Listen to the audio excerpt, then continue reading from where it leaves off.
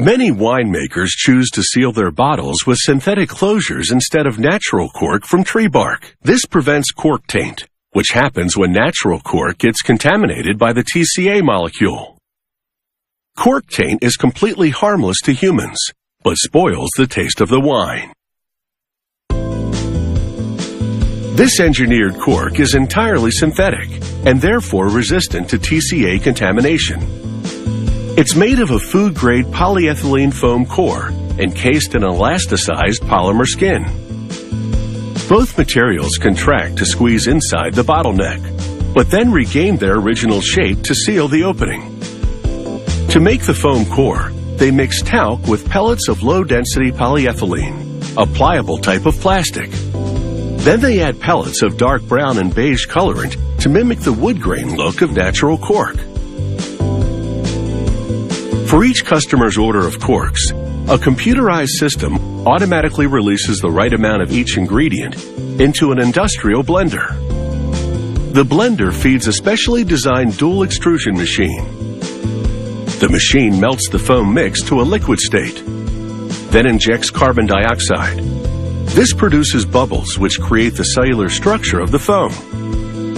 The liquid foam enters the machine's horizontal extruder, while elasticized polymer enters the machine's angled extruder.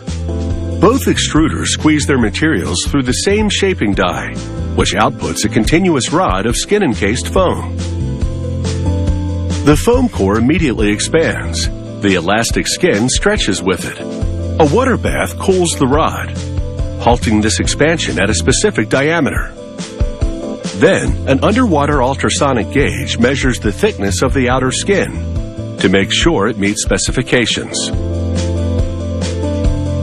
The rod exits the water bath and continues cooling and shrinking as it drip dries.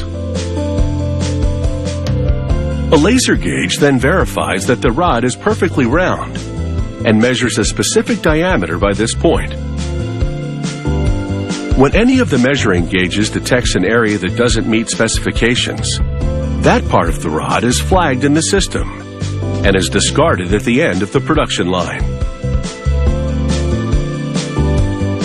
The rod now enters a final cooling phase. It travels in several loops past nozzles spraying cold water.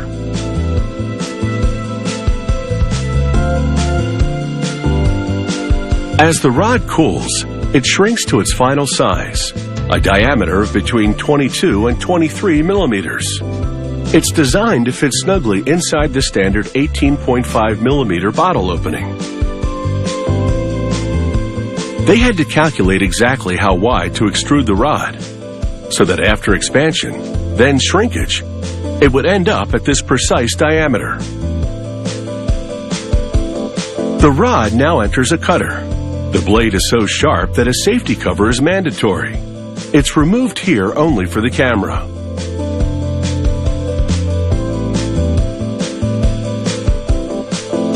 The winery placing the order specifies the cork length. Air jets automatically blow off any corks cut from areas the measuring gauges flagged as being problematic. The cutter slices about 10 standard length corks per second.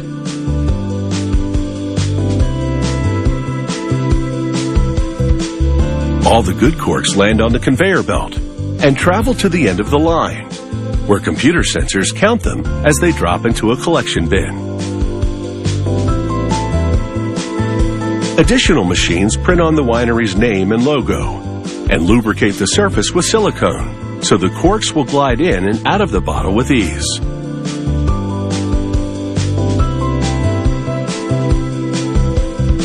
The factory's on-site lab tests samples from every order. Sensory specialists sniff each cork and compare it to a control sample. There must be no discernible odor that might affect the aroma or flavor of the wine. If there is, the entire order of corks fails inspection. While natural cork is designed by Mother Nature, a synthetic cork manufacturer can engineer the closure to fit more or less snugly, according to the amount of air the particular wine needs to develop correctly.